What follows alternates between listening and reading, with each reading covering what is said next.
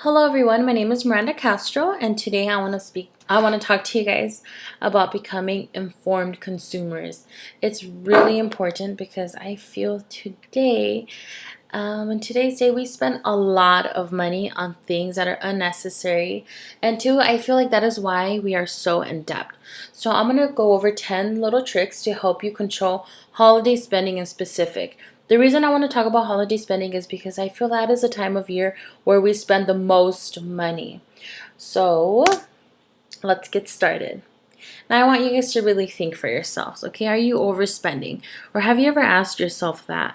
I feel like when I started taking my finance class, I that was the first time I really asked myself, like, hey, like, Miranda, are you overspending, or are you spending things on basically stuff you don't need? So I want you guys to think of that for yourself, especially during the holidays. During the holidays, who do you guys shop for? Let's be honest. You shop for yourself, you shop for family, friends, neighbors, who knows? But I'm sure that when you look into that bank account, you are in the lows. So what I'm going to do is I'm going to teach you guys how to become informed consumers. So my goal for you besides that is to help you get in better purchasing habits. That way at the end of the day, you feel satisfied with what you bought, and so you're not upset like when you see your bank account and then, like I said, in the lows, and you're just like, like, why did I buy this? This is so dumb. So yeah, I want you guys to avoid that feeling. And lastly, my goal is for you guys to understand the different tactics of these companies that they do, because at the end of the day, they want you to buy their product. Okay, so let's get started on how to become an informed consumer. So step one, these are your tricks to control holiday spending. One is shop alone. You guys, do not go with your sister, do not go with your best friends. You'll make the worst mistake going with your best friends. You love your girls, you love your boys, but you know what? Go alone. Why? Because studies show that 64% of adults spend more money when they are with friends. Okay. Number two, resist touching. Do not touch that iPad. Do not touch that lotion that these salespeople are giving you. The moment you get that in your hand, you start to feel empowered. Like, oh, okay, like I like this. Like I can see myself with this iPad, or oh, I can see myself wearing or using this lotion. The reason is because you do the best you can to avoid ownership. Once you touch that, you feel like you own it and you start to see yourself with that. Don't do it. Number three is walk away from snotty salesperson. So from the snotty smells from the snotty salesperson. So they're gonna get you guys. They're getting paid to basically sell their products. Okay, we all need a job. That's their job. So they have their goal in mind. Their goal is to do what they can to sell you that new phone. And I am sure we've all been through it where we're just like, no, like, stop being persistent. Like, get away from me. And sometimes you just get, I don't know, they're just pushing it down your throat. You guys walk away. Just say, bye, Felicia, gotta go. Because if not, your pride in you is going to want to buy that just to show them that you do have the money to buy it, even though you really don't need to buy it. Okay. Number four is do the math.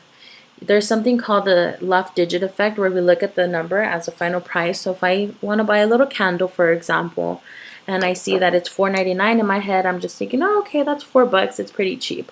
But at the end of the day, the little candle is worth $5 plus your tax. Is it really worth it? No, it isn't. Okay. Number five is careful when buying in bulks. So sometimes during the holidays, you have sales that's gonna, I don't know, let's just say, yo, if you buy like 5 lotions, you get so and so for free, or we'll cut the price. Just remember, if you really need it, buy it. If you don't, if it's for candy, if it's different things like that, don't do it. Number six, focus on balance. This one's really weird, but I found really interesting.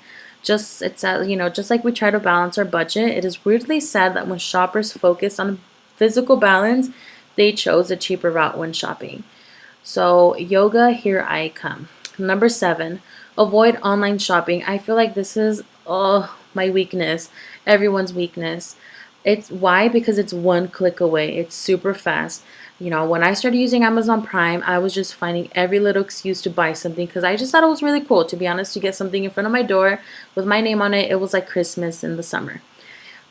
Avoid that. Number eight is limit small stuff. You guys, when I go to Target, it's happened to me. I see earphones on sale. I see I don't know, like, oh, I think I need eyeliner. I see a comb. Oh, I remember my husband needs a shaver. Oh, these candies were on sale. Oh, by the way, I ran out of my pink nail polish. I start to buy all these things and it adds up. It really does. It sucks, but it does. So stay away from that. Limit the small stuff, okay? Number 9 is stacks on stacks. You guys carry big bills. Why? Because no one wants to break big bills. You see that Benjamin? If you're holding that Benjamin, you have that in your wallet, you're not going to want to break it because you like that in your wallet. You feel ballin'. Keep it like that, you guys. You're just tricking your mind. Carry bigger bills because no one wants to break big bills. And lastly, take a picture with your goals. Save that picture on your phone. I don't know, on your whiteboard at the house or just anywhere. Keep your goal in mind. The reason for that, I think it's the most important, is because at the end of the day, when you feel upset because you didn't buy the new iPad, because even though you have an old one, you're gonna try to tell yourself, "Oh, you're so cheap. Why didn't you buy it?" Or "Why didn't you buy that candle? It was just $5. You have $5 in your account." You know, $5 can go a long way. You can save that for, your dream home or for a vacation or for your education.